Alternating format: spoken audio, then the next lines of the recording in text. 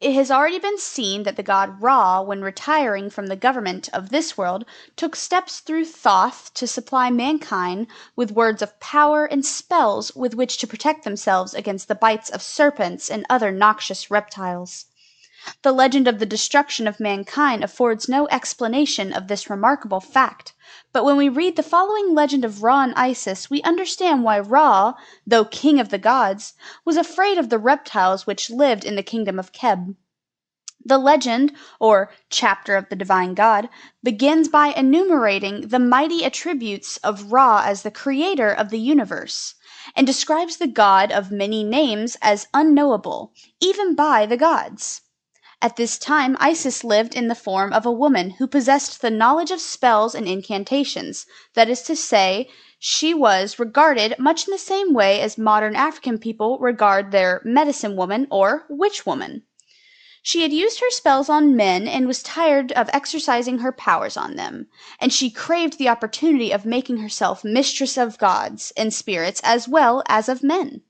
She meditated how she could make herself mistress of both heaven and earth, and finally she decided that she could only obtain the power she wanted if she possessed the knowledge of the secret name of Ra, in which his very existence was bound up. Ra regarded this name most jealously, for he knew that if he revealed it to any being, he would henceforth be at the being's very mercy. Isis saw that it was impossible to make Ra declare his name to her by ordinary methods, and she therefore thought out the following plan.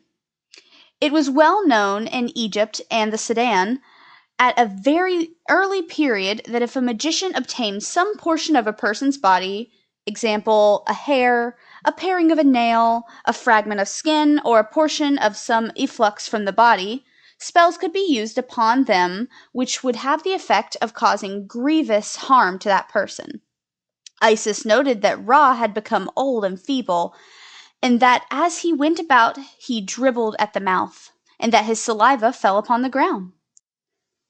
Watching her opportunity, she caught some of the saliva of the and mixed it with dust. She molded it into the form of a large serpent with poison fangs, and having uttered her spells over it, she left the serpent lying on the path by which Ra traveled day by day, as he went about inspecting Egypt, so that it might strike at him as he passed along.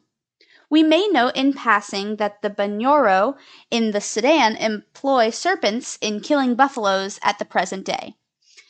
They catch a pufferer in a noose and then nail it alive by the tip of its tail to the round in the middle of the buffalo track, so that when an animal passes the reptile may strike it. Presently a buffalo comes along, does what it is expected to do, and then the puff adder strikes at it, injects its poison, and the animal dies soon after. As many as 10 buffaloes have been killed in that day by one puff adder. The body of the first buffalo is not eaten, for it is regarded as poisoned meat, but all the others are used as food. Soon after Isis had placed the serpent on the path, Ra passed by, and the reptile bit him, thus injecting poison into his body. Its effect was terrible, and Ra cried out in agony. His jaw chattered, his lips trembled, and he became speechless for a time. Never before had he suffered such pain. The gods, hearing his cry, rushed to him, and when he could speak, he told them that he had been bitten by a deadly serpent. In spite of all the words of power which were known to him, and his secret name which had been hidden in his body at his birth, a serpent had bitten him, and he was being consumed with a fiery pain. He then commanded that all the gods who had any knowledge of magical spells should come to him, and when they came, Isis, the great lady of the spells, the destroyer of diseases, and the revivifer of the dead, came with them. Turning to Ra, she said, "What hath happened, O divine father?" And in answer the god told her that a serpent had bitten him, that he was hotter than fire and colder than water, that his limbs quaked, and that he was losing the power of sight. Then Isis said to him with guile, "Divine father, tell me thy name, for he who uttereth his own name shall live."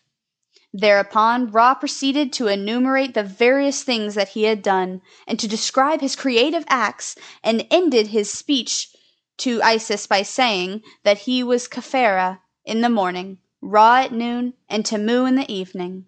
Apparently, he thought that the naming of these three great names would satisfy Isis, and that she would immediately pronounce a word of power and stop the pain in his body, which, during his speech, had become more acute. Isis, however, was not deceived, and she knew well that Ra had not declared to her his hidden name. This she told him, and she begged him once again to tell her his name. For a time the god refused to utter the name, but as the pain in his body became more violent and the poison passed through his veins like fire, he said, "Isis shall search in me, and my name shall pass from my body into hers." At that moment Ra removed himself from the side of the gods in his boat, and the throne in the boat of millions of years had no occupant. The great name of Ra was, it seems, hidden in his heart, and Isis, having some doubt as to whether Ra would keep his word or not, agreed with Horus that Ra must be made to take an oath to part with his two eyes, that is, the sun and the moon.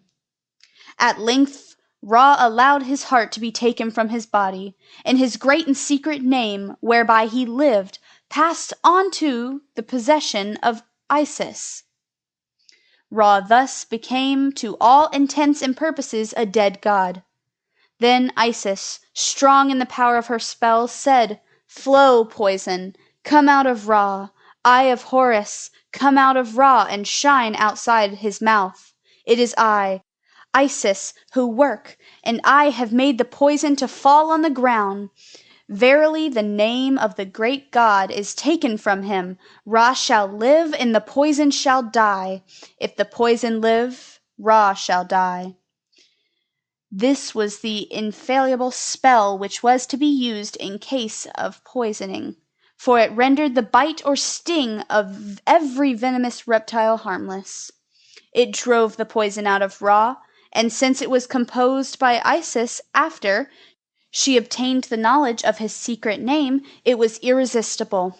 If the words were written on papyrus or linen over a figure of Tamu or Heru Hekhenu, or Isis or Horus, they might become a mighty charm. If the papyrus or linen was steeped in water and the water drunk, the words were equally efficacious as a charm against snake bites. To this day, water in which the written words of a text from the Quran have been dissolved, or water drunk from a bowl on the inside of which religious texts have been written, is still regarded as a never-failing charm in Egypt and the Sudan. Thus we see that the modern custom of drinking magical water was delivered from the ancient Egyptians, who believed that it conveyed into their bodies the actual power of their gods.